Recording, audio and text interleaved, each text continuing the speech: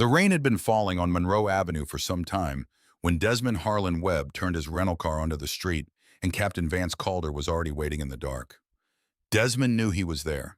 He had known for some time exactly where Calder waited, exactly which vehicles caught his attention, exactly what calculation ran through the man's mind when a nice car with out-of-state plates moved slowly through his territory after dark.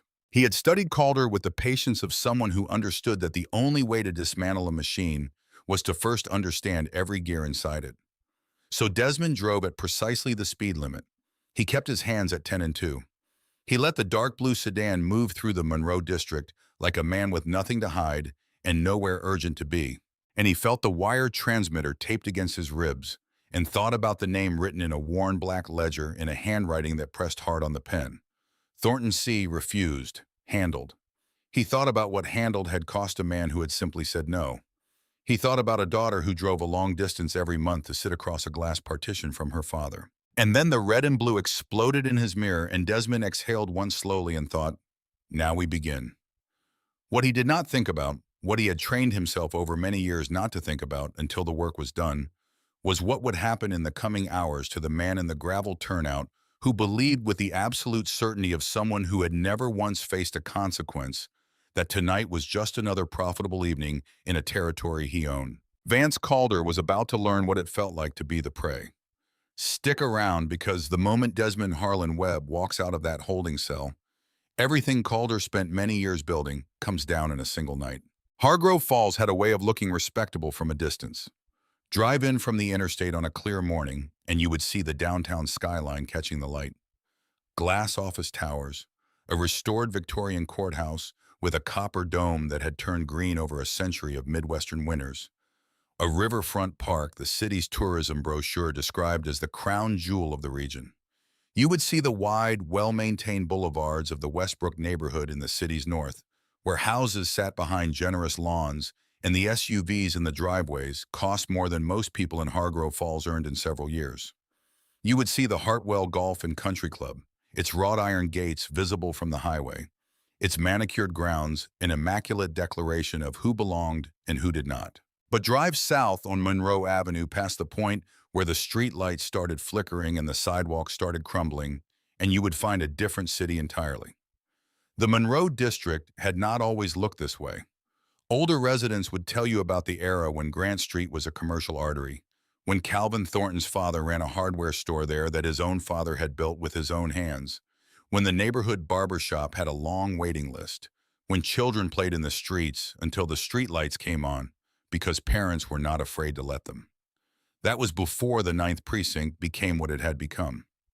Before Captain Vance Calder decided that the Monroe District was not a community to be served, but a territory to be owned. Vance Calder had been with the Hargrove Falls Police Department for many years. He had made captain at a relatively young age, a promotion the department's press release attributed to exceptional leadership and an unparalleled arrest record.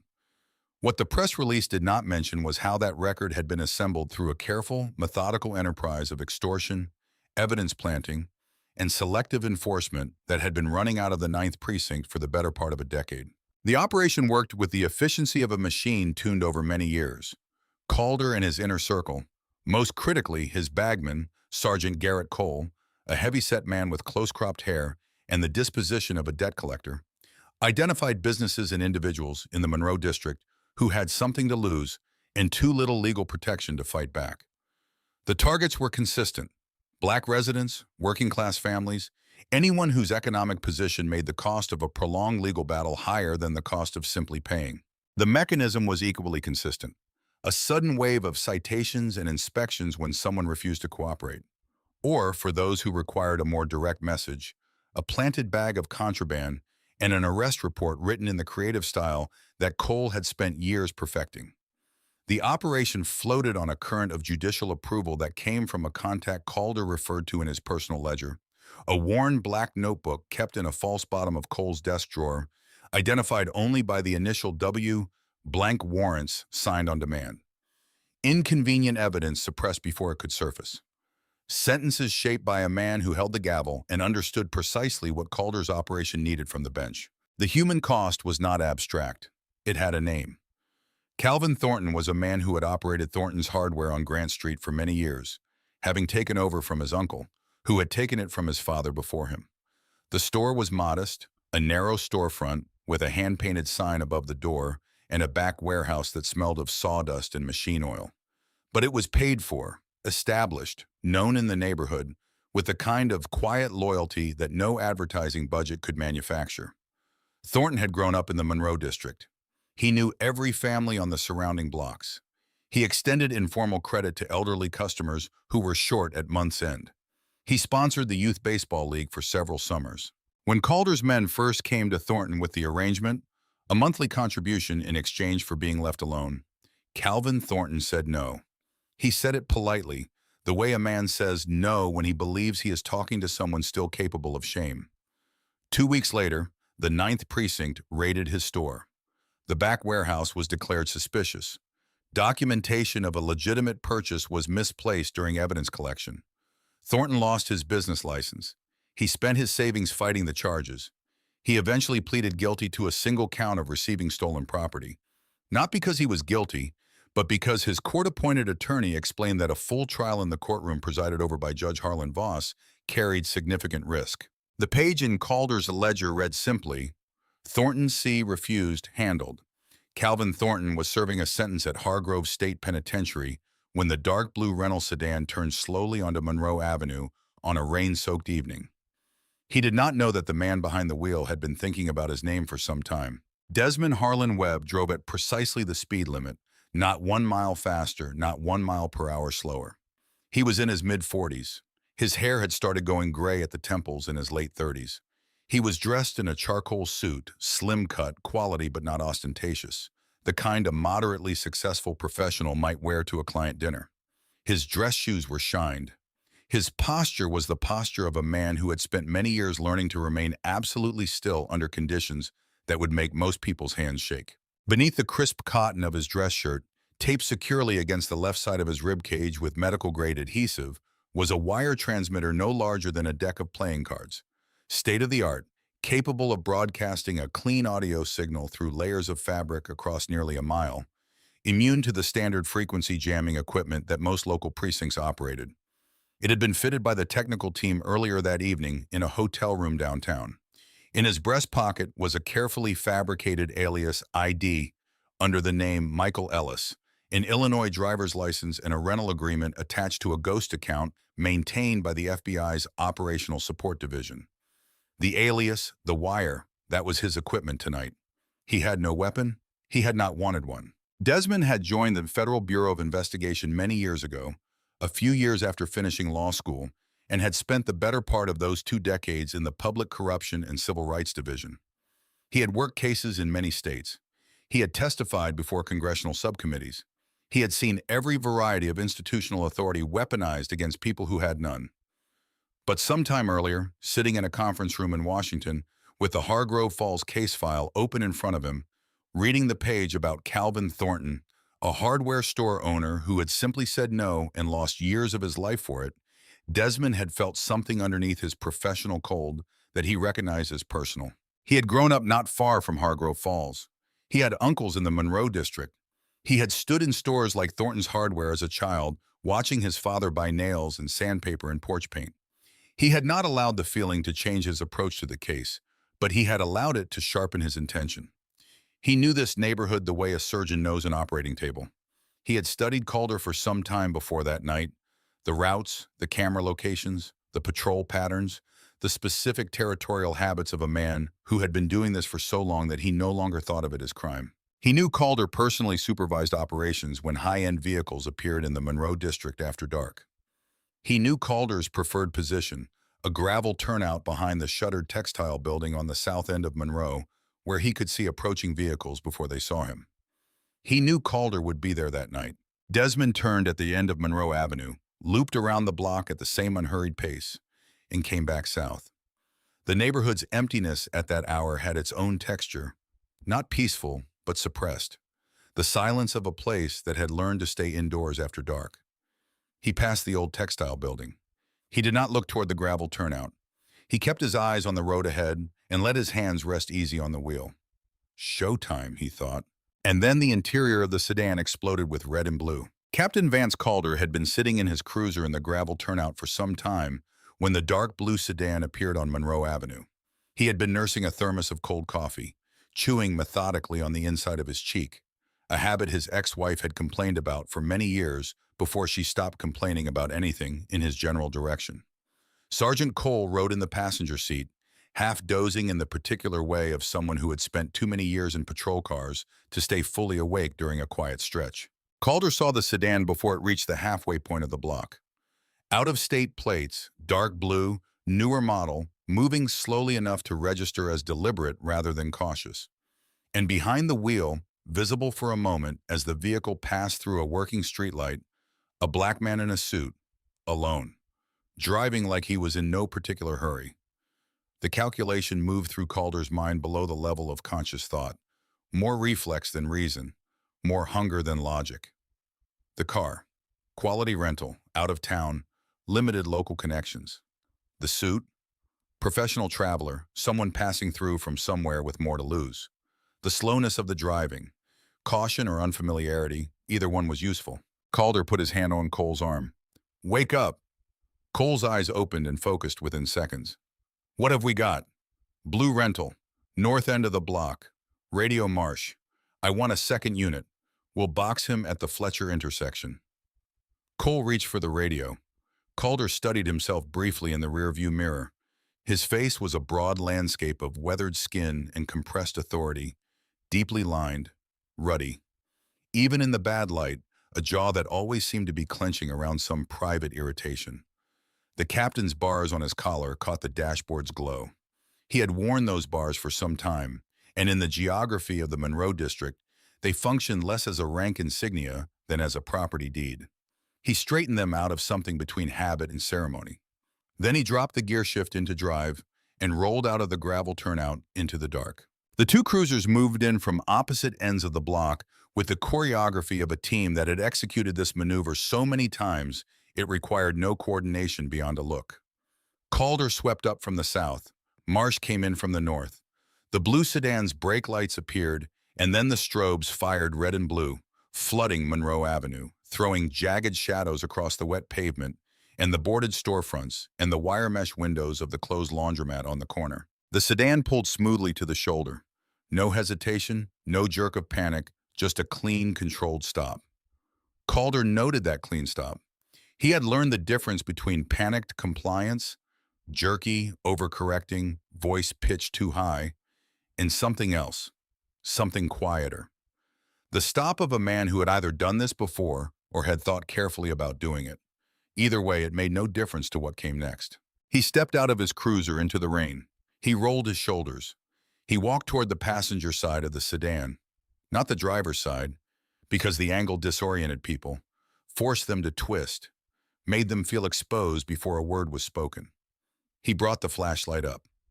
The beam hit the driver's face from the passenger side window. The driver did not flinch. He did not raise his hand against the light or turn his face away. He sat there with both hands at 10 and 2, fingers spread slightly, looking directly toward the source of the light, with an expression that was neutral in a way that Calder found, in an unexamined flash of instinct, slightly irritating. The interior light of the sedan was already on. The window was already rolling down before Calder's knuckle touched the glass. "Is there a problem, officer?" the driver asked. His voice was measured and unhurried, the voice of someone reciting from a very long practice. Calder let the flashlight linger on the driver's face for extra seconds purely as a message, then dropped the beam to sweep slowly across the interior. Clean leather seats. The driver wore a charcoal suit, pressed, unwrinkled. A watch on the left wrist. Not flashy, but the kind that costs what it looks like it costs.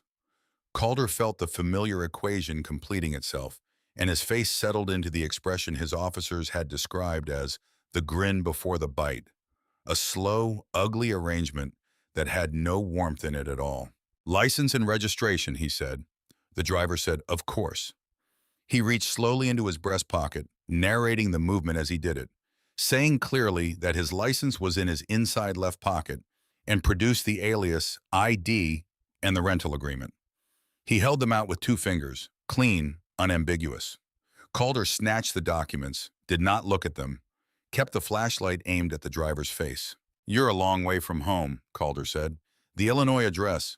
What's a guy like you doing driving through my streets at this hour?" "I'm on my way to my hotel downtown. I'm passing through. I wasn't speeding and my taillights are functioning correctly." "May I ask why I was pulled over?" The question was asked without edge, no confrontation in it, no challenge, just a simple request stated in the tone of someone who expected a reasonable answer. This too irritated Calder more than the neutral face, more than the clean stop, more than the interior light that was already on.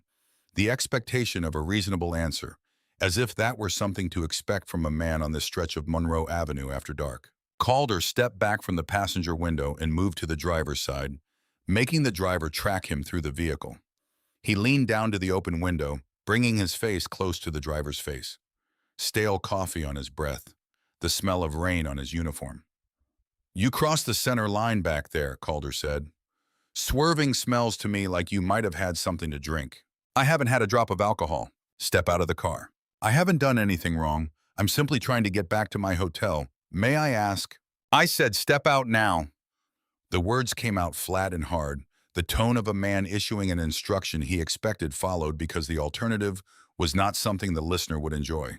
He rested his right hand on the butt of his holstered service weapon, not drawing, just present, just reminding.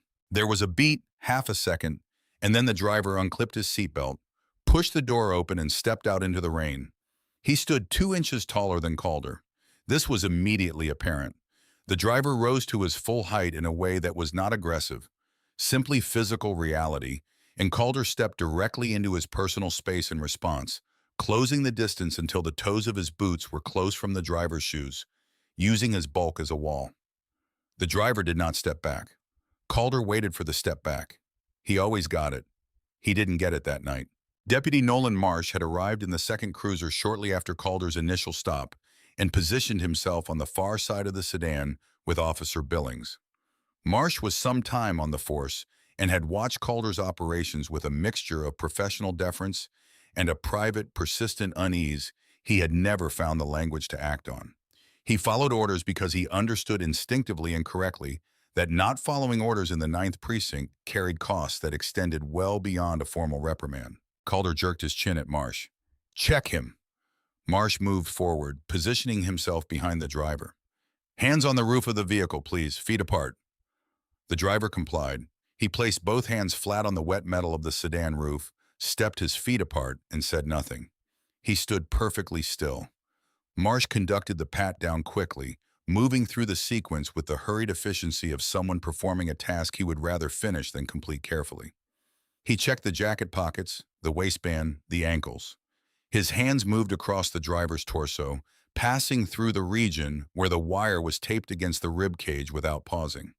The transmitter was pressed flat against skin, held by the adhesive, and the heavy lining of the suit jacket created enough interference to make the slight additional thickness undetectable to a search. Neither slow nor deliberate. "He's clean," Marsh said.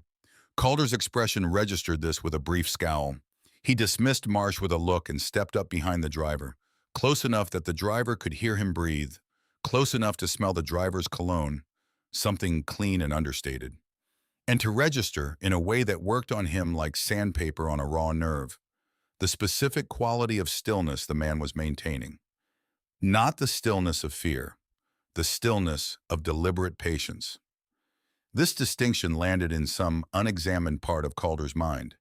He dismissed it the way he dismissed everything that complicated the simple arithmetic of a shakedown.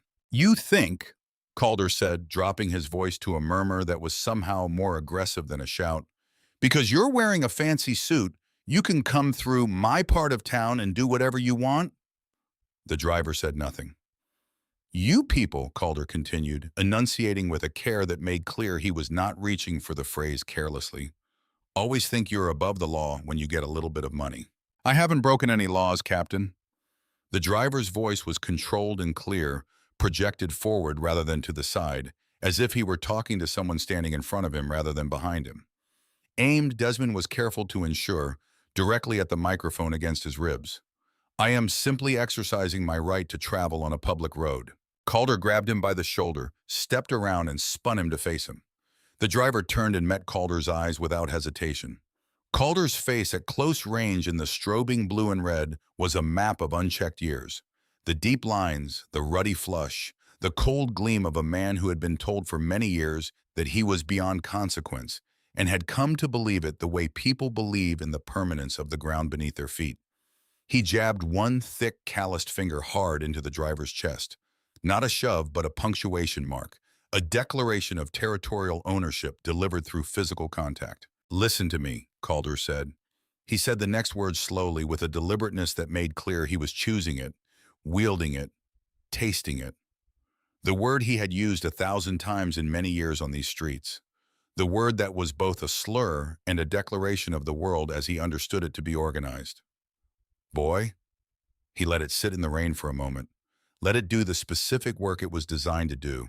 To compress a human being into a category small enough to be dismissed, to reduce a man in a good suit standing taller than him into something that required no further consideration. "Out here I am the law. You don't have rights. You have whatever I decide to give you." The driver's jaw tightened.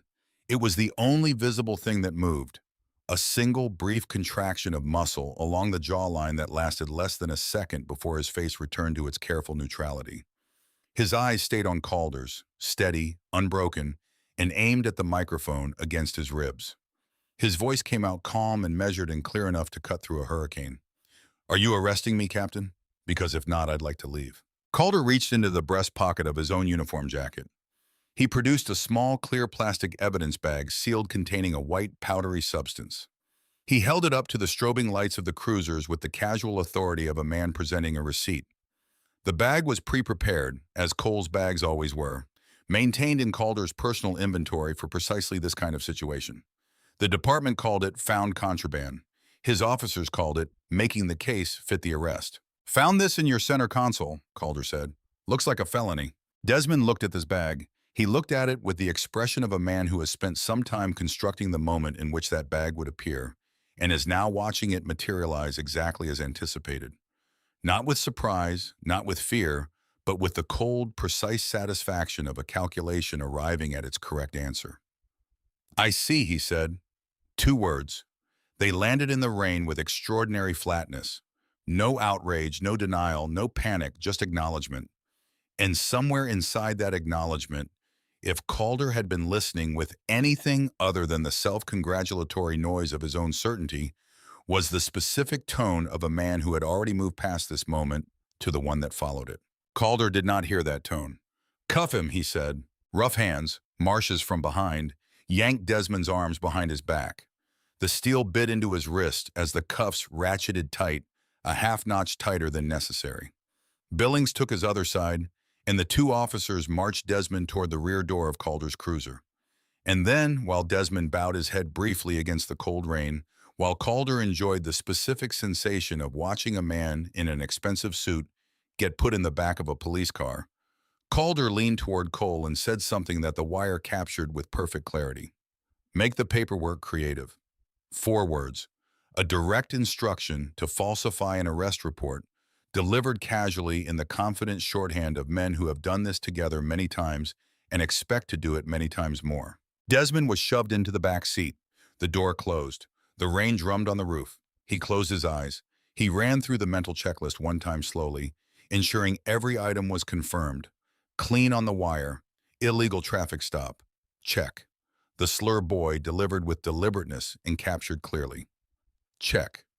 Planted evidence. Calder producing the bag from his own uniform pocket on tape. Check. Explicit instruction to falsify the arrest report. Check. He opened his eyes and looked out through the rain-streaked window at the dark shape of the Monroe district passing outside. Any minute now, he thought. Not yet. First, the extortion demand. That was the final piece. And to get the extortion demand, he needed to be somewhere specific. He needed to be in cell 4. The 9th Precinct building had been constructed many years earlier with the architectural philosophy of its era, which held that a police station should communicate one thing above all else, that the institution inside it was not to be questioned.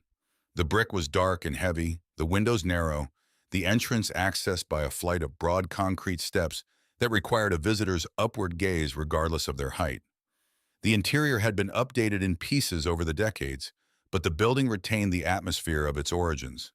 It was a place designed to make people feel that arriving here represented the end of something. Desmond was marched through the heavy double doors by Marsh and Billings, with Calder following a half-step behind, shrugging his wet jacket off his shoulders and tossing it toward the rack near the entrance, with the casual authority of a man arriving home. The bullpen at that hour was operating at reduced capacity.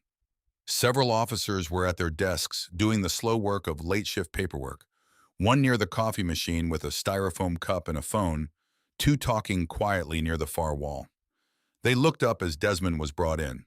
The looks lasted exactly the right amount of time, long enough to register the new arrival, brief enough to communicate that this was routine. Then they returned to what they had been doing. Nobody questioned it, not one of them. This was what Desmond found, even after many years, the most quietly devastating thing about cases like this one. Not the individual villain. The individual villain was almost always a comprehensible type, a specific variety of small person who had found a large mechanism and learned to operate it for his own benefit. What was devastating was the room around him, the men who looked up and looked away, the men who had decided that the cost of knowing less was the most they were willing to pay. "Put him in holding cell 4, Calder said to Marsh. "Don't bother booking him yet. I want to have a private conversation with our high-rolling friend first." Marsh led Desmond down a narrow corridor, bare concrete walls, the smell of bleach and the fainter smell beneath it that bleach does not entirely eliminate. Cell 4 was the second door on the right, a heavy iron door with a sliding deadbolt and a wire mesh window the size of a standard paperback. Marsh unlocked it, pushed Desmond through. The deadbolt slid home with a sound like a period at the end of a very long sentence. The cell contained a metal bench bolted to the floor, a stainless steel fixture in the corner, and nothing else. The walls were cinder block painted a shade of institutional beige that had faded to something closer to old teeth. The single overhead light was recessed behind thick wire-reinforced glass, producing a flat, merciless illumination that made the space look like the inside of a very small storage unit. Desmond turned his back to the door and backed up until his shoulder blades touched the iron bars. He closed his eyes. He let his breathing settle into the slow, deliberate rhythm he had practiced for situations like this, where the performance was over and the patience began, where the only variable he could not control was time. He began methodically to flex his wrists against the cuffs, not to escape them, just to keep the circulation working, just to give his hands something to do. It was not waiting. The precinct settled around him. Somewhere in the distance, a phone rang and stopped. Someone in the bullpen said something he couldn't make out, and someone else laughed. Calder's boots made their heavy, purposeful sound on the corridor floor, moving away toward the office at the far end. Some time passed. Desmond counted every one of them. The wire mesh window in the cell door was small, positioned at eye level. When Desmond stood close to the bars and looked through it, he had a direct line of sight down the length of the corridor toward the glass-walled office at the far end where Calder conducted the private business of the 9th Precinct. The office had been constructed with glass walls on two sides, a design presumably intended to communicate transparency. In practice, under Calder's tenure, the glass functioned differently. It was a display case. Calder sat in it the way that men with a certain relationship to power sit in rooms they consider theirs. Expansively, with the body language of someone who has never once felt the need to reduce himself to fit the available space. At some point, Desmond watched Sergeant Garrett Cole enter the office carrying a brown paper grocery bag. Cole set it on the desk without ceremony. Calder reached in and pulled out the contents. Thick stacks of bills banded in the way that cash from multiple sources gets organized when someone has been consolidating it. 20s, 50s. The stacks were substantial. The two men went through the cash together. Desmond could not hear the conversation. The corridor was too long, but he could see the body language with absolute clarity through the wire mesh. The ease of it, the relaxed, almost domestic quality of two men dividing money they had accumulated through routine and method. Calder took his portion and slid bundles into the top desk drawer and then into the inner pocket of his jacket. Cole pocketed his share. They exchanged words, both smiling. They believed with an absolute certainty of people who have operated a machine of their own construction for many years without consequence that they were invincible. It was not arrogance in the theatrical sense. It was something quieter and in some ways more disturbing. The settled conviction of men who had done this exact thing in this exact room on many identical nights and had never faced a cost. Desmond watched through the wire mesh with eyes that were recording rather than feeling, cataloging the positions of the men, the quantity of the cash, the specific drawer into which the bundles went. And then something on Calder's desk caught his attention. A manila file folder sitting to the left of the blotter. Its tab visible from the mesh at an angle that required him to position himself carefully against the bars. The tab was handwritten in block capitals. He could read two letters clearly and infer the rest from his long preparation on the case. Thornton C. Desmond stared at those two letters for a long moment. He had seen Calvin Thornton's photograph in the case file. A man with a wide-open face and calloused hands, photographed at his store's grand reopening some years before the raid. He had read the arrest report, the evidence log, the plea agreement, the sentencing document. He had sat across from Thornton's daughter in a Washington conference room and listened to her describe what the day of the raid had looked like, what the years since had cost, what the word handled in a worn black notebook had meant in practice for a real human life. He breathed through the cold of the cell, steady, patient. Then he settled back against the bars and waited for Calder's boots to come down the corridor. Calder came alone. This was always a private conversation by design. The clipboard he carried was a prop. The cheap ballpoint pen between his fingers was a habit that let him occupy his hands. He walked with the unhurried rhythm of a man who considered himself to hold every advantage the situation contained, which at this moment he still believed was true. He stopped in front of cell 4. He looked at Desmond through the bars with the expression of a professional appraiser reviewing an item he has already decided the value of. Then he reached out and tapped the bars twice with the pen. It sounded like a small bell, absurdly gentle given what came next. "So," Calder said, "David, is it? We ran your plates. Rental car, Illinois address, no local connections." He paused, letting the implications sit. "You're a long way from home sitting in my jail with a bag of cocaine that has your prints all over the center console it came from." He said this with the casual confidence of a man who has made these fabrications so many times they no longer register as lies. "That's a mandatory minimum. Years in a state penitentiary. It's a harsh place for a man who wears a Rolex." Desmond looked at him steadily. "What do you want?" Calder's face arranged itself into an approximation of benevolence. He clasped the clipboard behind his back and leaned slightly forward, dropping his voice to a conspiratorial register as if the two of them were sharing something private and mutually beneficial. "What I want," Calder said, "is to help you out.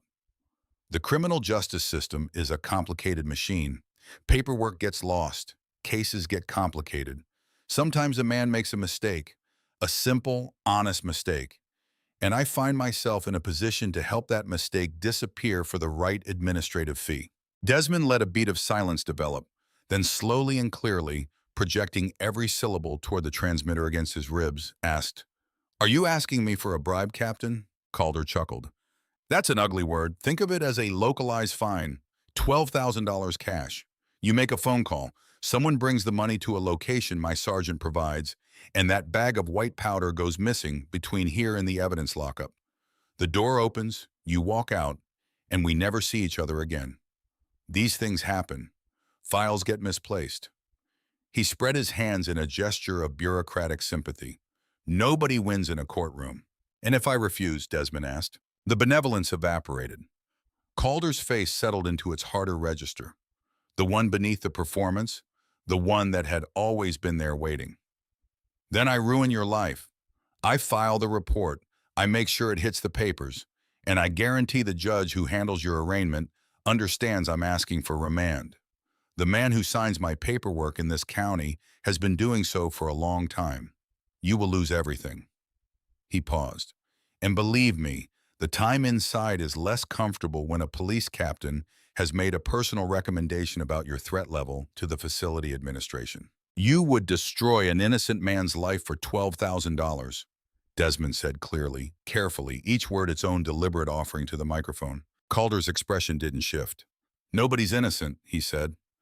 The word came out with a quality that suggested it was one of the few things he had ever actually believed. "And to me, you're just another paycheck." Desmond looked at him. He looked at the man behind the bars, the clipboard, the cheap pen, the captain's bars on the collar of a uniform that had become, over many years, less a symbol of public service than a license for private predation. He looked at this man who had written the word handled next to Calvin Thornton's name and gone home that night and slept without difficulty. And then something changed in Desmond's face. It was small, a slight shift in the eyes, a barely perceptible loosening at the corners of his mouth. Not a smile, something quieter than that. The expression of a man who has been waiting a very long time for a very specific moment, and who feels in this moment the particular stillness of a door about to open. "I think," Desmond said, his voice dropping to something almost gentle, "you should go ahead and fill out that report, Vance." Calder blinked. The use of his first name, casual, without prefatory title, as if they were old acquaintances and the bars between them were a minor inconvenience, landed in the air between them and took Calder a full half-second to process. His face moved through confusion and then into a cold, specific fury. "What did you say to me?" "I said fill out the report," Desmond said. He held Calder's gaze without blinking, "because you're going to need all the paperwork you can find to explain what happens next." Calder slammed his free hand against the iron bars. The sound rang through the corridor, a sharp metallic declaration of rage that he allowed himself because they were alone, because he was in the full grip of the specific anger that comes from being answered in a way one has never been answered before. "You arrogant piece of trash," he said. The words came out controlled despite the rage, low and deliberate, with the quality of a threat the speaker has delivered many times and intends to follow through on. "You think you can use my name in my house? I will bury you so deep that whatever lawyer you manage to find won't get to you until the sentence is half done." He stared at Desmond for a long moment, looking for the crack, for the flinch, for the thing that was supposed to appear in people's faces when he used this voice in this place. He found nothing. He turned and walked back down the corridor. Desmond listened to the footsteps diminish and disappear around the corner into the bullpen. Then he heard, a moment later, Calder's voice rising in the office at the end. Not the words, just the cadence. And then Cole's response. The register of a man who found his captain's frustration mildly entertaining. In the glass-walled office, Calder threw the clipboard onto his desk. He vented to Cole in the tight, explosive shorthand of men who have worked together long enough that full sentences are unnecessary. Cole laughed and said something about the judge adding charges in the morning. Calder poured bourbon from the bottle in the bottom drawer. The good bourbon, not the one for show, and drank half of it before sitting down. He leaned back in his chair, his kingdom, the thick-walled building, the men in the bullpen, the money in the drawer, the judge's number saved on his personal phone. Many years of cultivation, many years of absolute conviction that the machinery he had built was permanent and that the people it crushed were, as he had just said with complete sincerity, just paychecks. He picked up his personal phone and sent a text to the contact saved as a single-letter W. "Might have a stubborn one. May need your signature on some extras by morning." He set the phone face down on the desk, counted the remaining cash, and allowed himself to feel, as he often did in this chair at this hour, the specific satisfaction of unchecked ownership. The Monroe district was quiet outside his windows. The man in cell 4 would come around by morning. They always came around, or he would find himself looking at a felony charge in a courtroom where Calder's word was effectively the final word. Either way, he had won.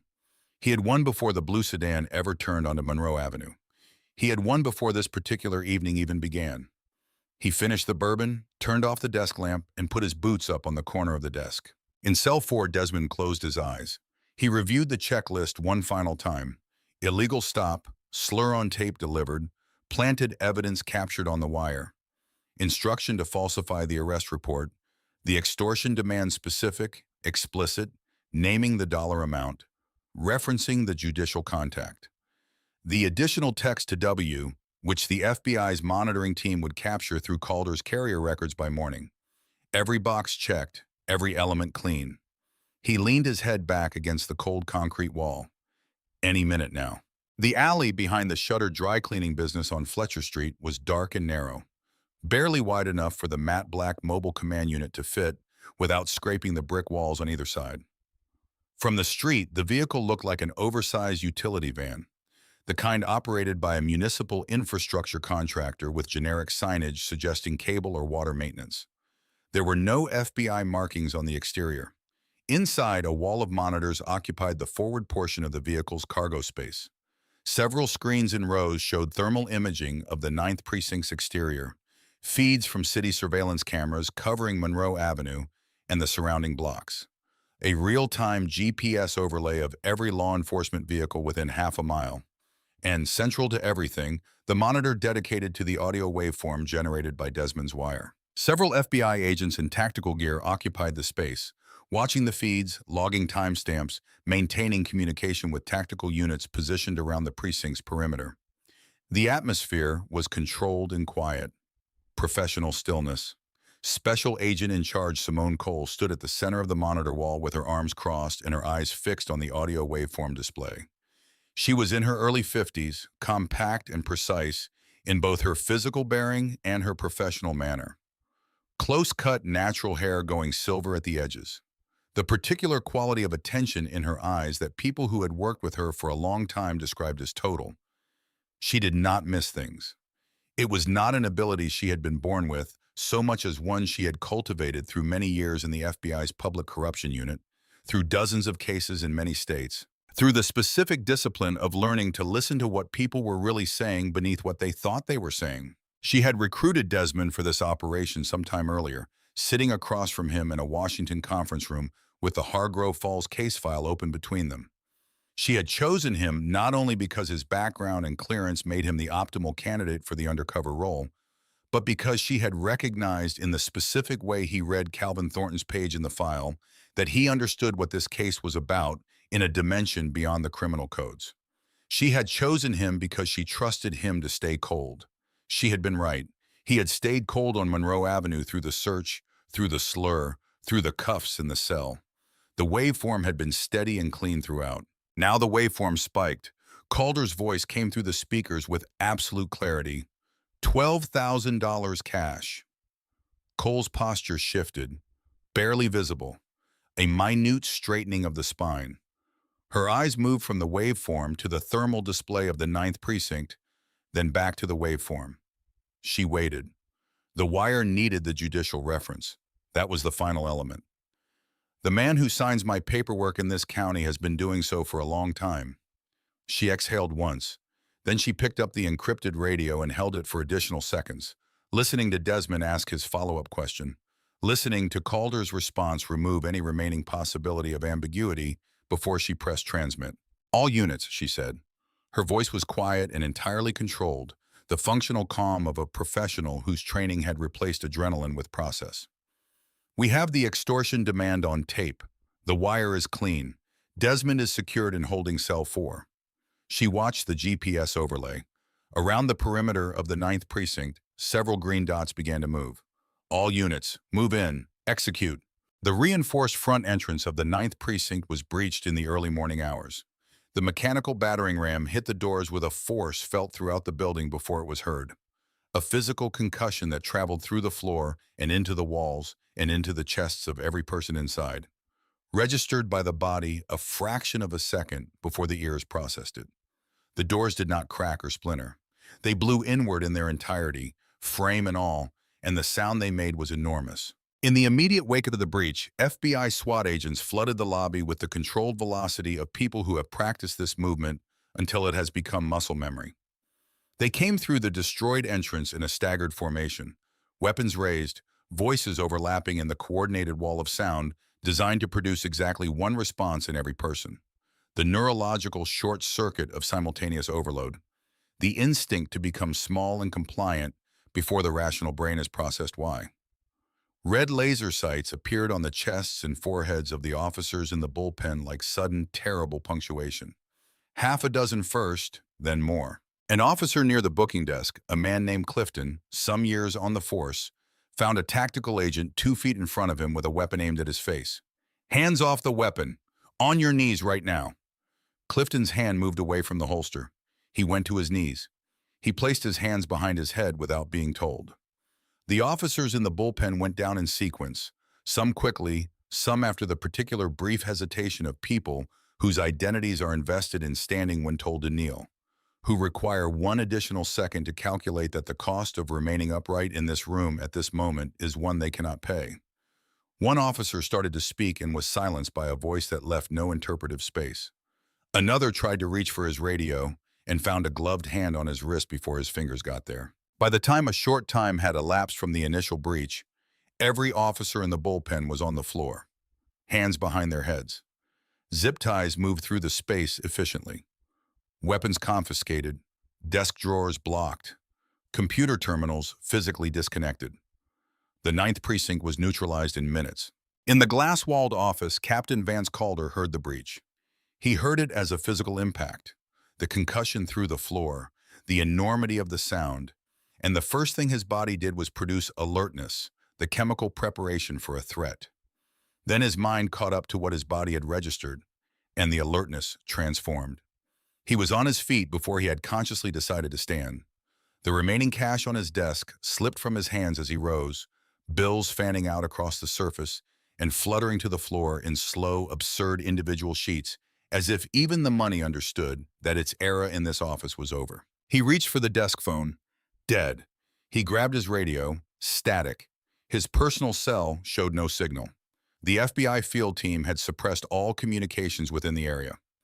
His eyes went to the glass wall of his office, and what he saw through it turned something cold in his chest into something colder. The bullpen was a scene he had never witnessed from this angle in many years of police work.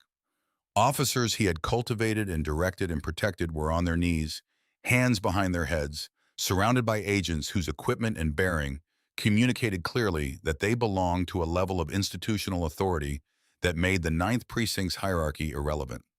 Like a photograph of a kingdom the morning after its king had been removed, same furniture, same walls, but the organizing principle gone and the absence of it suddenly visible everywhere. Calder looked for Cole.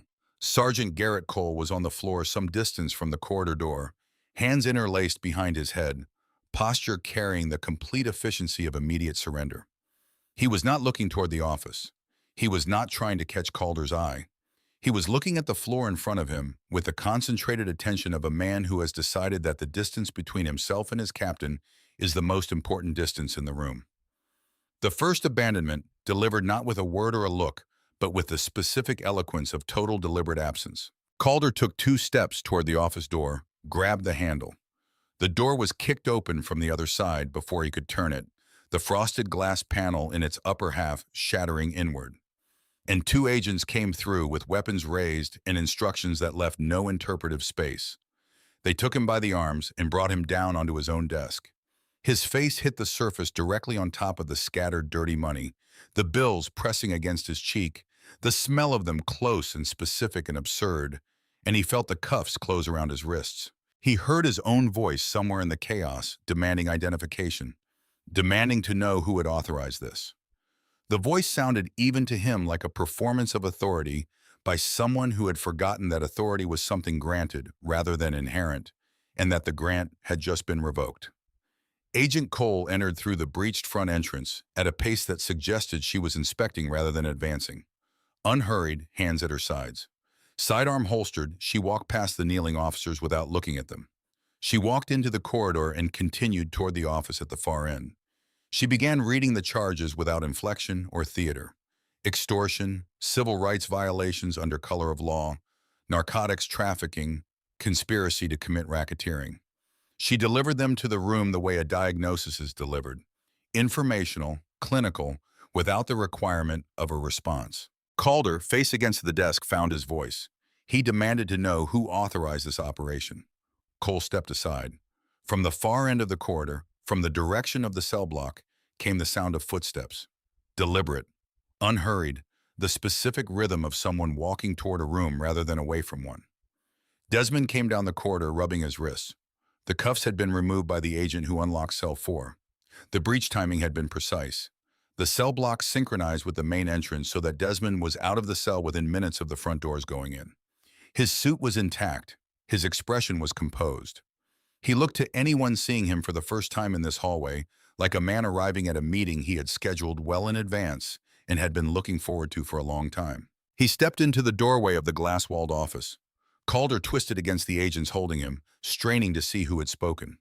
He found the man from cell 4 standing in the frame, and his face moved through the stages of this particular recognition with the slow, terrible movement of a man assembling a picture he does not want to finish.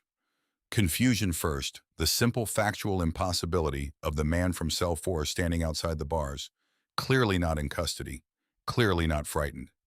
Then a flash of protective fury, the reflex of certainty defending itself before the structure had fully collapsed.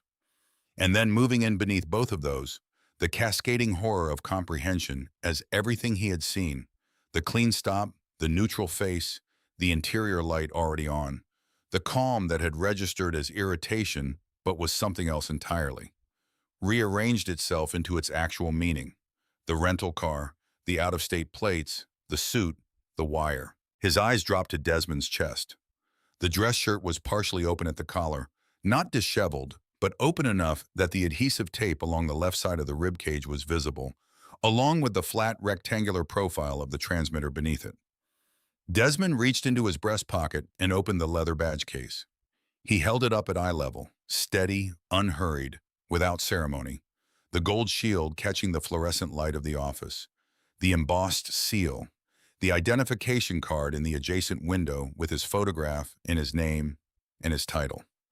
He held it there for several seconds without speaking. Calder stared at it. The color in his face, already pale from the shock of the breach, completed its retreat. His mouth was open, no sound.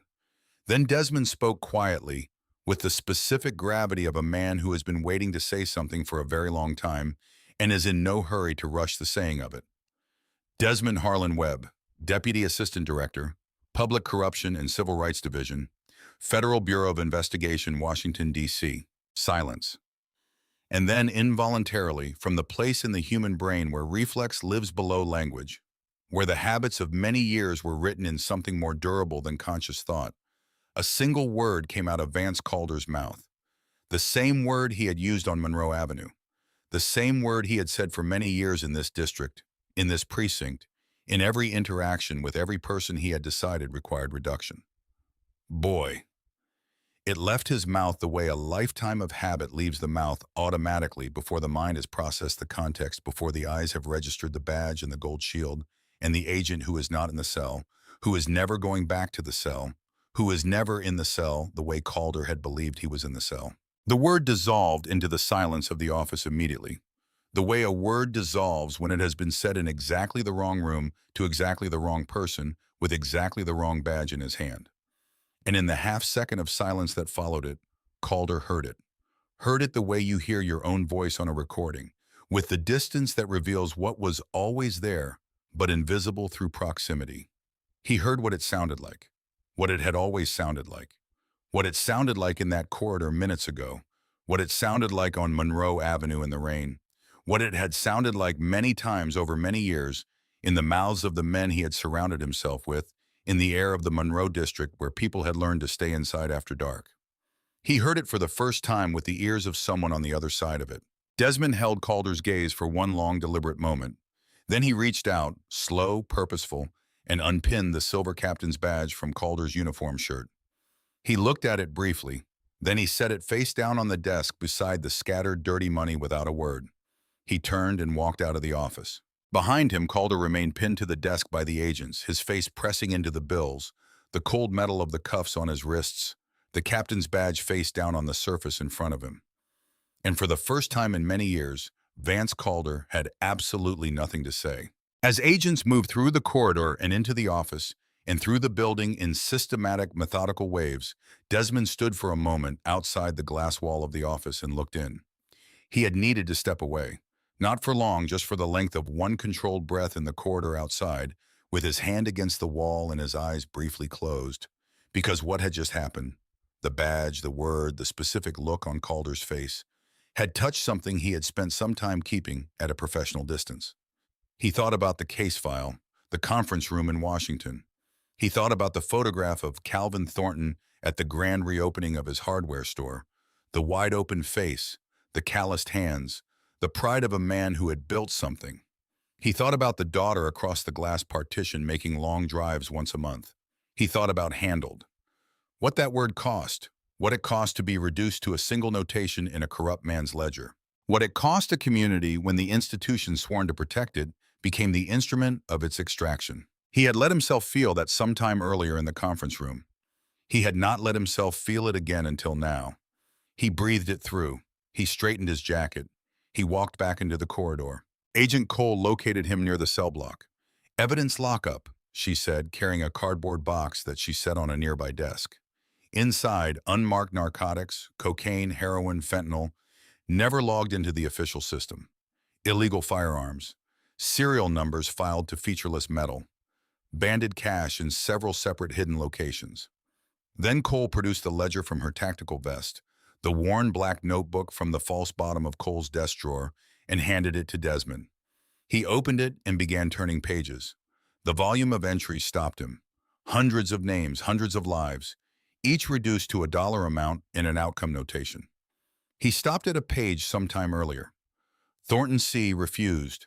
Handled. He looked at the word handled for a long time. Said nothing. Then he set the ledger on the desk carefully, the way you set something down when you intend to return to it and intend for it to mean something when you do. "We're going to review every conviction from this precinct," Desmond said. His voice was level.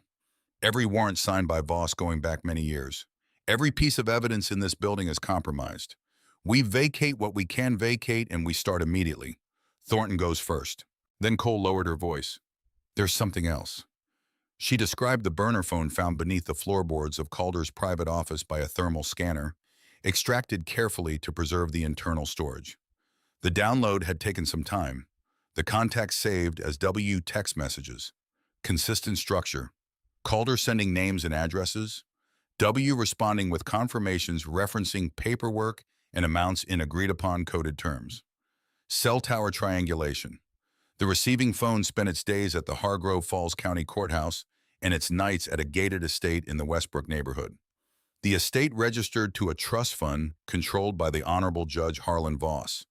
Publicly respected, tough on crime, known for maximum sentences and press conferences about cleaning up the streets. Behind closed doors, signing blank warrants on demand for a cut of Calder's extortion proceeds. Not a rubber stamp, an architect. The arrangement had been running for many years. Desmond looked out through the narrow corridor window toward the Monroe district outside. The flickering streetlights, the boarded storefronts, the quiet that was not peaceful but suppressed.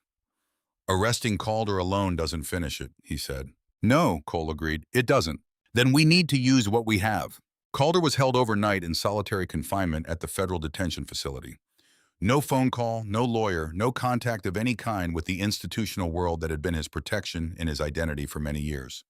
A mattress, a wool blanket, and the specific experience of being alone with his thoughts in the way he had not been alone with them since before he understood what the badge could protect him from. Hours in that cell did things to a man's certainty that no interrogation technique could replicate. Desmond entered the interrogation room the following morning in a fresh charcoal suit.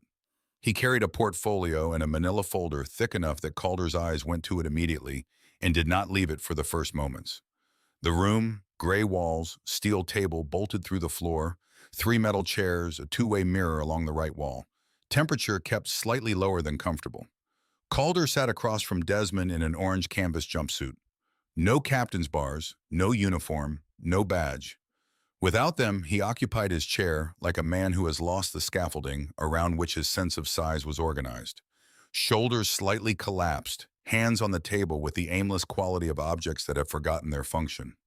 He had not slept. This was visible in the bloodshot eyes and the tension around the jaw of someone who has spent hours clenching against thoughts that will not be still.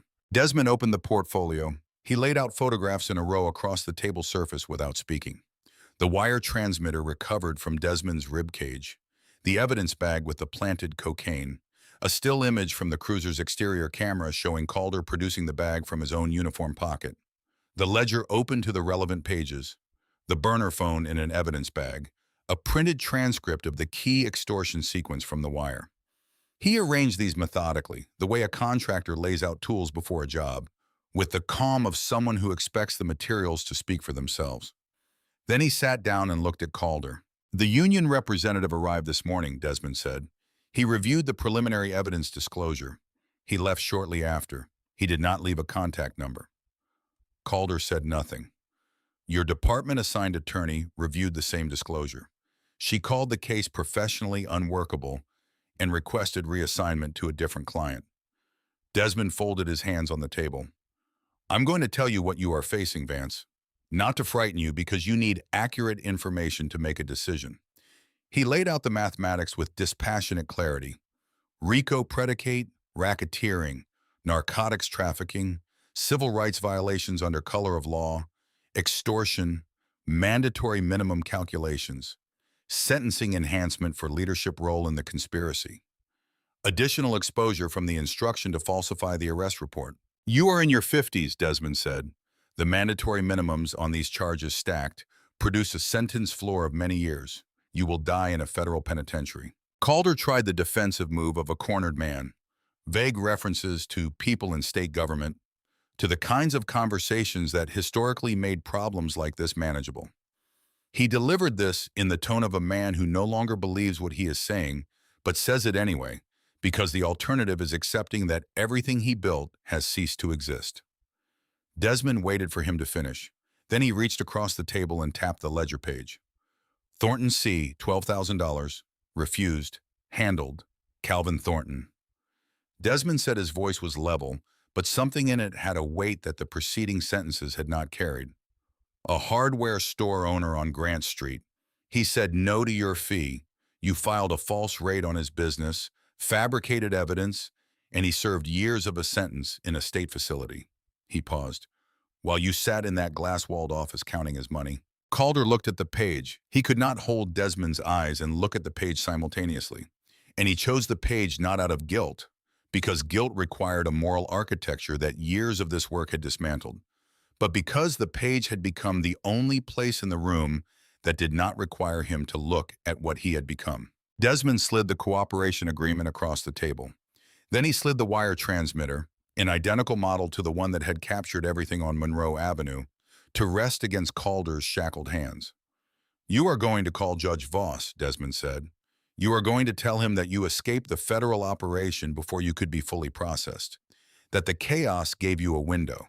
You are going to tell him you have a substantial amount in untraceable cash from a secondary stash the FBI didn't find.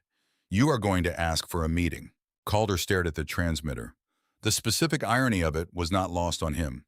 He had been caught by a wire. He would be saved, partially, incompletely, for a cost, only by wearing one himself. The man who called others boy was being offered survival through the mechanism of becoming exactly what he had spent many years making others feel they were. A pawn controlled by a man with more authority than him. What happens if Voss refuses to meet, he asked. Then you are the apex of this conspiracy, Desmond said, and you spend the rest of your life in federal custody. He held Calder's gaze. If you cooperate, if you deliver Voss on tape in open court under oath, the Department of Justice will recommend a reduced sentence at a minimum security facility. You will see sunlight again before you die. Calder stared at the transmitter for a long moment. Then his hands, the hands that had planted evidence in a man's center console, that had tightened cuffs a half-notch past the point of circulation, that had written handled next to a hardware store owner's name and gone home and slept, reached out and closed around the device. He pressed the adhesive tape against his own skin. He picked up the phone. He dialed. The Hartwell Golf and Country Club occupied a substantial area of the city's most expensive real estate, separated from the adjacent residential streets by a continuous iron fence many feet high. The entrance gate was operated by a guard who checked names against a membership list before it moved. The list was not long. It had never been intended to be. Inside the gates, the grounds achieved a kind of perfection that required significant ongoing expenditure to maintain. The fairways uniformly green in a way the surrounding natural landscape never achieved without intervention. The flower beds precise and seasonally appropriate. The clubhouse, a Georgian revival structure with a terrace overlooking the 18th hole, where wealthier members ate late lunches and discussed the city in the comfortable certainty that the city existed in relation to them and not the other way around. It was, in the geography of Hargrove Falls, as far as it was possible to be from Monroe Avenue while remaining within the same municipal boundaries. The municipal water maintenance van was parked on the service road along the western boundary of the property, concealed from the clubhouse windows by a stand of mature oak trees. Inside, Desmond and Cole monitored audio and thermal feeds as Calder's golf cart approached the 14th fairway from the north end. Judge Harlan Voss's physical portrait, assembled over months of surveillance and background research, was now made concrete by the thermal image on the monitor. A man in his later years whose physical bearing communicated the specific quality of authority that comes not from achievement, but from inheritance. The assumption of primacy so deeply embedded that it had reorganized his posture, his gestures, his expectation of space. He wore a white golf glove. He carried a custom titanium driver with a grip fitted to his specific hand measurements. He dismissed his caddy before the cart had fully stopped with a single wave that implied the caddy understood why without requiring explanation. Calder's cart stopped a short distance away. In the van, Desmond leaned toward the audio monitor. The waveform was active and clean, but he was also watching something else. Watching Calder's thermal signature, the specific quality of the heat coming off the man's body, which even through the monitor's abstraction communicated the trembling that Calder was attempting to conceal. His hands on the steering wheel, his posture in the seat, the specific terror of a man who had spent his entire career being the predator, now being required to perform vulnerability well enough to fool a man who had survived many years of their arrangement by being smart. Hold it together, Desmond thought, watching the thermal display. Just a few minutes more. Voss's opening assessment of Calder was delivered in the cultured, condescending register of a man who considers himself to be providing a service to someone considerably beneath his level of sophistication. He observed that Calder looked awful. He noted that he abhorred tardiness. Calder delivered the fabricated story, the escape from the federal operation, the secondary cash stash, the need for a final meeting, with the specific quality of a frightened man that he did not need to perform because the fear was genuine. Voss was initially cautious. His early responses used the oblique, deniable language that a man develops over many years of sensitive conversations through channels he believes are secure. Suggestions rather than assertions, implications rather than statements. Calder pushed as instructed. He invoked specific past arrangements, the Delaney case, the Mercer situation by name, asking Voss to confirm that the same understanding applied now. The names were the key. Each one was a specific documented instance of corruption, a specific warrant signed for cash, a specific outcome manufactured.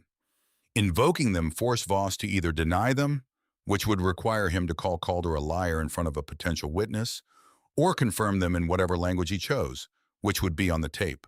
Voss confirmed them. The careful language fell away in stages like a building whose load-bearing elements are removed one at a time. He confirmed the blank warrants. He confirmed the payment mechanism. He described with the precision that comes from the settled confidence of a man who had done this in private for many years and had never once been overheard the full scope of his role in the operation. He described it with something that was close to pride, the pride of a man describing an achievement rather than admitting a crime. "I hold this entire county in the palm of my hand," Voss said. In the surveillance van, the audio monitor did not spike. It didn't need to spike for what those words did to the two people listening to them. Cole's hand moved to the radio. She looked at Desmond. He was already looking at her. "He gave us the whole kingdom," Desmond said. Then Voss leaned forward and pointed a manicured finger directly at Calder's chest, directly over the hidden microphone, and delivered the threat with the specific fluency of a man who had made it before.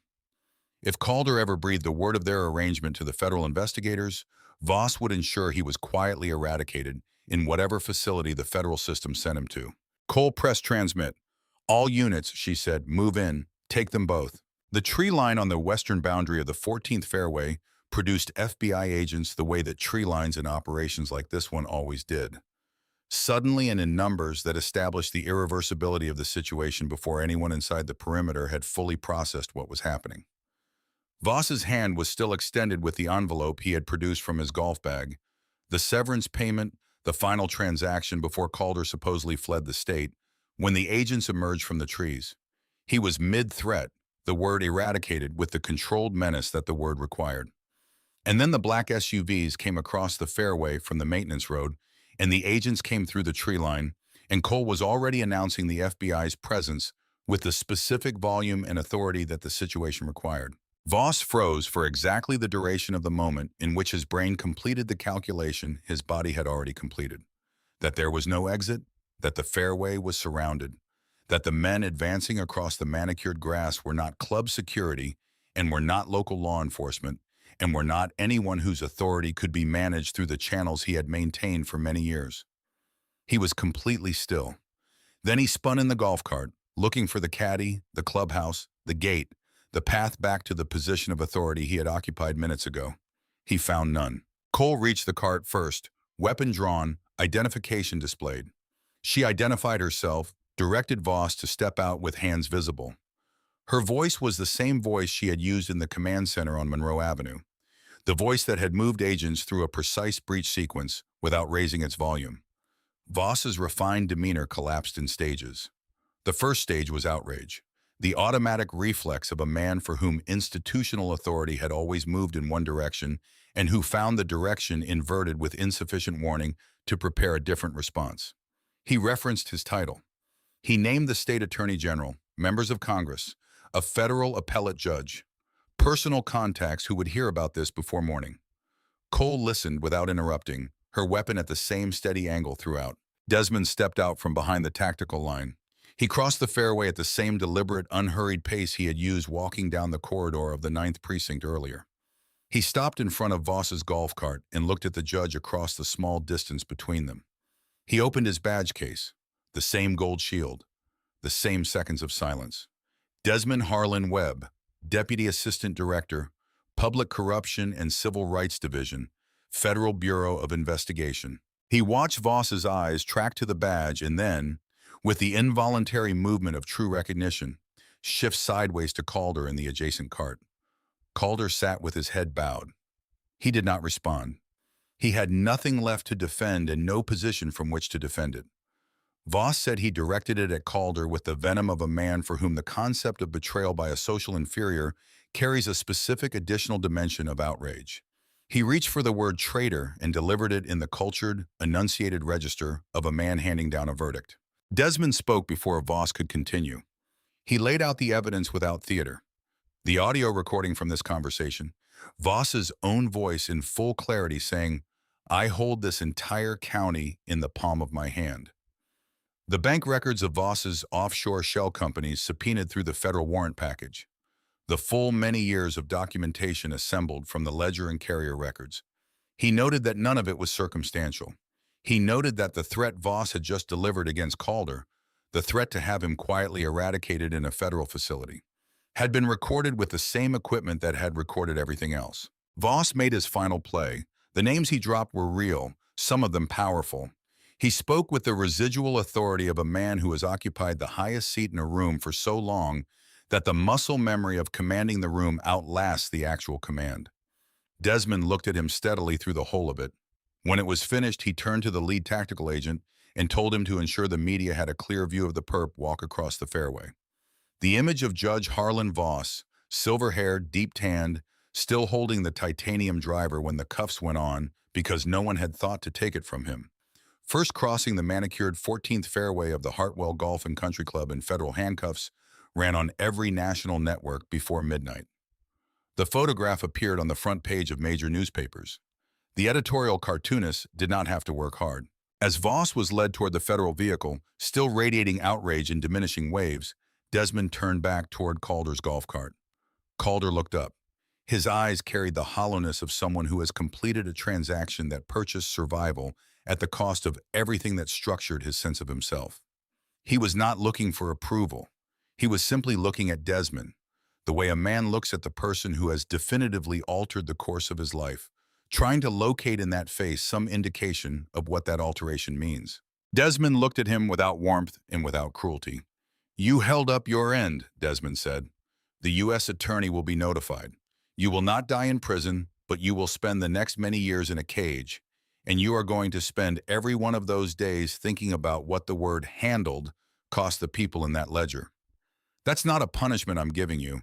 That's just what happens when the noise stops and there's nothing left to protect yourself from what you actually did." He turned and walked away. He was almost at the tree line when he stopped. He stood still for a moment, then he turned back. Calder was still in the golf cart, watching him with hollow eyes. Desmond held his gaze across the distance of the fairway, across the muddy gashes the SUVs had carved in the manicured green, across the chaos of agents and equipment, and the fading figure of Voss being loaded into the transport, and said quietly enough that only Calder could hear it, the thing he had been carrying since he first read a page in a case file sometime earlier. Calvin Thornton spent years in a state penitentiary for saying no to you. He lost his business. He lost his savings. His daughter drove a long distance every month to sit across a glass partition from him. Desmond paused. You wrote handled next to his name and went home. I want you to know that when he walks out of that penitentiary, and he will walk out, it will be because of the work that started on Monroe Avenue. It will be because of every person you called boy who turned out to have more power than you imagined. He held Calder's eyes for one final second. Go, he said to the agents, and he turned and walked back through the tree line without looking back. The trial of Vance Calder in the United States District Court for the Northern District lasted some days. The gallery was packed each morning before the court officer called the room to order. Front rows, federal prosecutors, FBI support staff, the legal representatives of the individuals formerly designated as victims. Behind them, the press, local and national, the story having grown from a regional corruption case to something major networks had assigned senior correspondents to cover. At the back of the gallery on the morning Desmond testified, a group of Monroe District residents sat in the last rows and watched the proceedings with the particular attentiveness of people who have been told for many years that these rooms did not function on their behalf and are watching with careful and not yet fully trusting attention the possibility that this time might be different. The wire recording was played on an early day.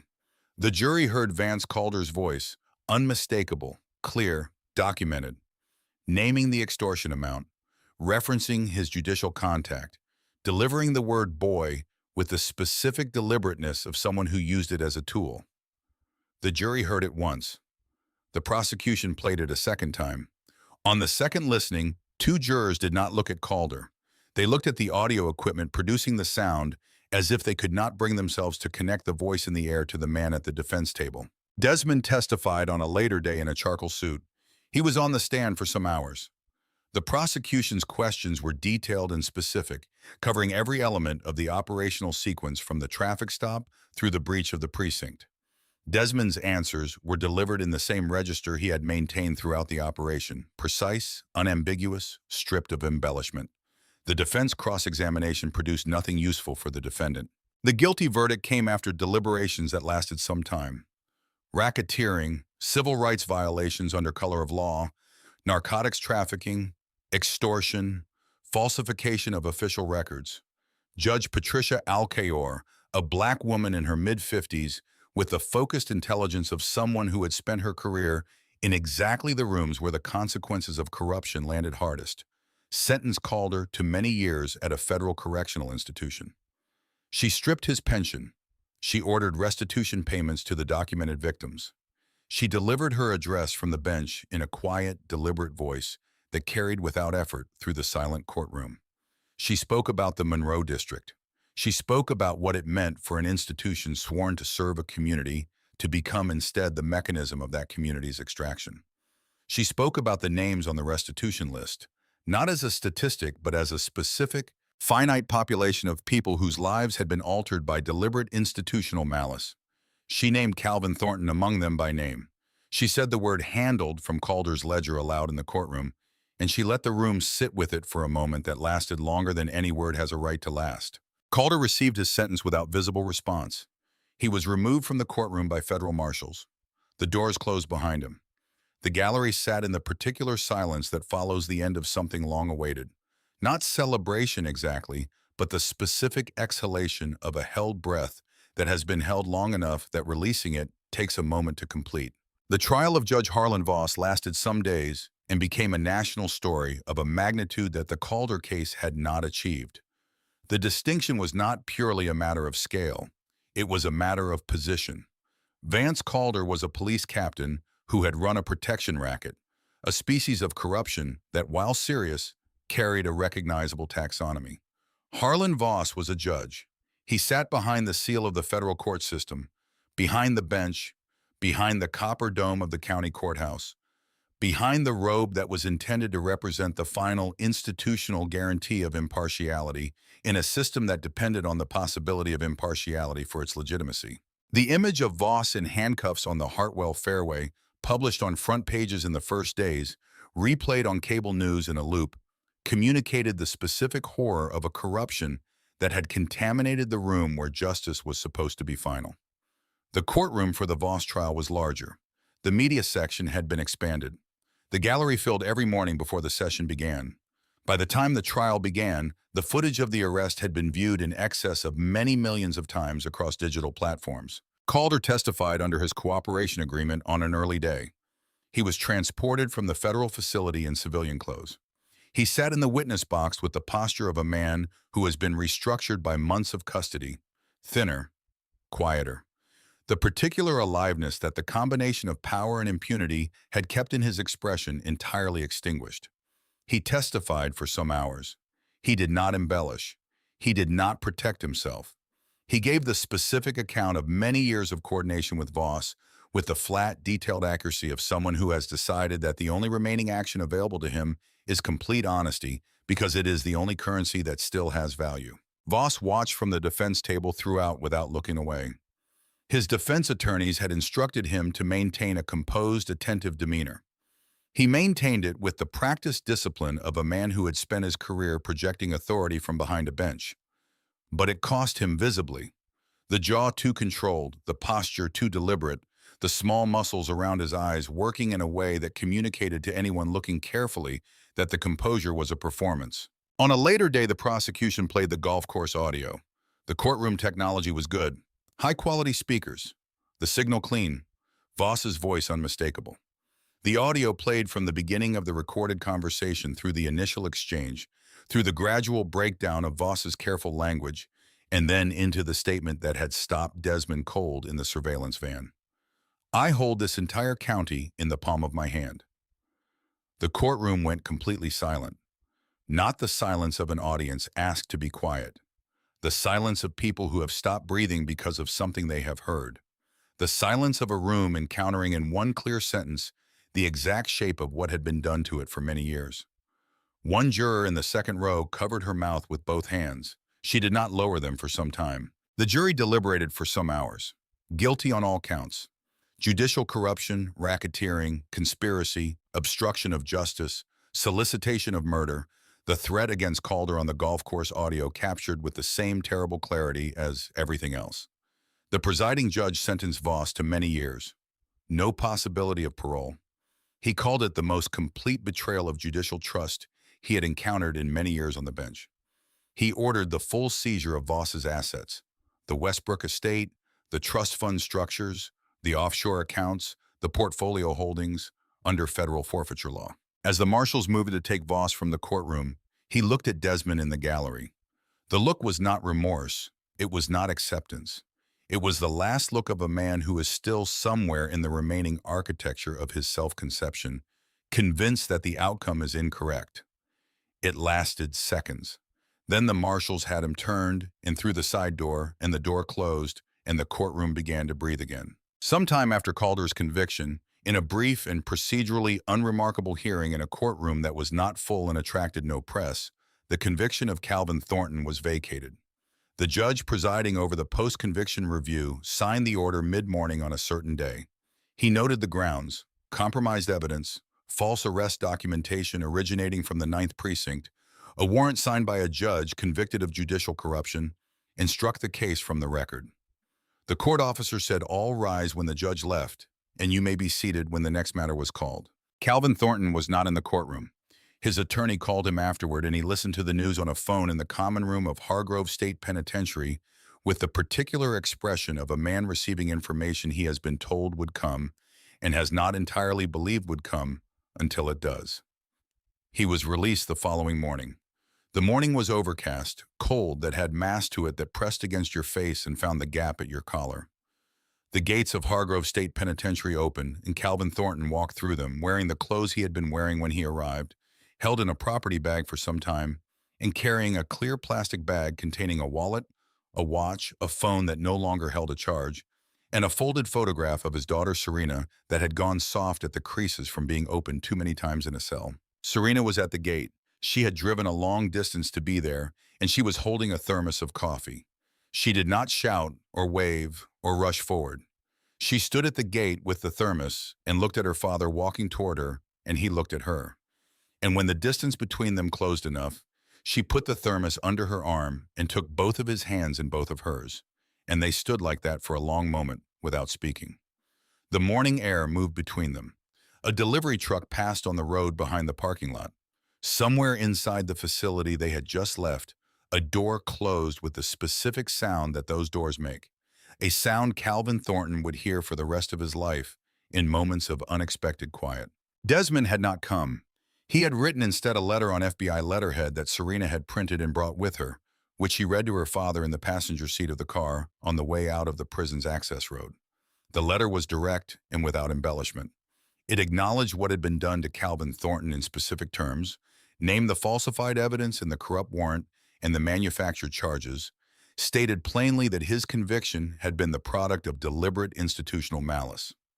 It said that no formal letter and no legal certificate and no settlement could return the years or reconstitute what those years had cost. It said that the Department of Justice's review of every 9th Precinct case and every Voss warrant was ongoing. That Thornton's case had been the first reviewed because it was the case that had initiated the investigation, and that many additional reviews were in progress. It ended with a single line that Serena read twice because her voice broke on the first pass. The door of Thornton's hardware was the first thing I thought of when I understood what handled meant in that ledger. It should be open again. The city of Hargrove Falls, in its settlement with Calvin Thornton, negotiated by the team of federal civil rights attorneys who reached out to him the week after his release, agreed on a figure that retired his outstanding debts from the legal fight, purchased the building on Grant Street that he had previously leased, and funded the renovation of the storefront to a state better than it had been before the raid. The settlement also included a written acknowledgement from the city's new administration that Calvin Thornton had been wrongfully prosecuted and that the city's responsibility for that prosecution was not in dispute. He received the settlement check on a certain morning and deposited it in the same bank branch on the corner of Grant and 7th that he had used for many years. The teller who processed the deposit recognized him. She did not say anything specific, but she held the receipt out to him with both hands, and he took it with both hands, and that was enough. The 9th Precinct building was demolished sometime after Calder's sentencing on a morning in early spring when the air still carried the last memory of winter. The controlled implosion was scheduled for early, and by then a small crowd of Monroe District residents had gathered behind the orange safety tape on Monroe Avenue. Some held coffee, some had brought their children bundled against the cold. Not old enough to understand what the building represented, but old enough to understand that something important was about to happen. When the charges fired and the structure collapsed inward, going down in seconds, the dark brick facade folding into itself and disappearing in a cloud of gray dust that the morning wind carried south toward the river, there was a brief silence, and then a few people applauded, and then most of them stopped and just watched the dust settle. Calvin Thornton stood among them with his daughter, holding coffee in a paper cup from the new shop 3 storefronts down. When the dust cleared and there was nothing left on the lot but a field of broken concrete, he turned and walked back toward Grant Street, where the framing for the new store was already up and the smell of fresh lumber reached the sidewalk even in the cold. Desmond Harlan Webb returned to Washington sometime after Voss's sentencing. He filed his final operational report on the Hargrove Falls case, submitted his expense receipts, and went home. He did not give interviews. When a national magazine reached out requesting his participation in a profile about the operation, his assistant responded that he was unavailable. He was in the precise, literal sense unavailable already, sometime into the preliminary case file for a sheriff's department in a rural county several states to the west, where the patterns in the arrest data and the civil settlement history told the same story in a different location with different names. The methods were identical. They always were. He read the file with the same methodical patience he had brought to the first page of the Hargrove Falls investigation sometime earlier that night on Monroe Avenue, and he began making notes in the margins. And he did not think about the gold shield or the wire or the specific sound of handcuffs in the rain as often as he had in the first weeks after the operation. He thought instead about what needed to happen next and how to make it happen correctly. That was the work. That had always been the work. Sometime after the Monroe Avenue traffic stop, many wrongful convictions tied to the 9th Precinct in Judge Harlan Voss's courtroom were overturned. The men and women whose names appeared on those vacated dockets received notification by mail. Thin envelopes, plain paper produced by the DOJ's review process in batches at a time. Inside each envelope, a legal notice of vacatur, a statement from the city acknowledging the wrongful nature of the conviction, and a referral to the Federal Civil Rights Legal Assistance Program for those who wish to pursue restitution. The envelopes arrived in mailboxes across the Monroe District over a period of some weeks, each one carrying the weight of something that had been owed for a long time and that no envelope could fully deliver. And that mattered anyway, because it was real and it was on paper and it could not be undone. Calvin Thornton received no envelope. His case had come first. Above the front door of the rebuilt Thornton's Hardware on Grant Street, in a simple frame made from a piece of oak board he had cut and finished himself, he hung the official document of his exoneration. It was the first thing every customer saw when they walked in. He had not explained it to anyone who asked. He simply pointed at it and said, "That's what this store is for." And then he asked them what they needed and turned to find it on the shelf. If you believe these stories matter, if you believe that accountability is not a privilege, but a right, and that no badge and no robe and no title places anyone beyond the reach of justice, then please subscribe to our channel. We will keep telling these stories for as long as they need to be told.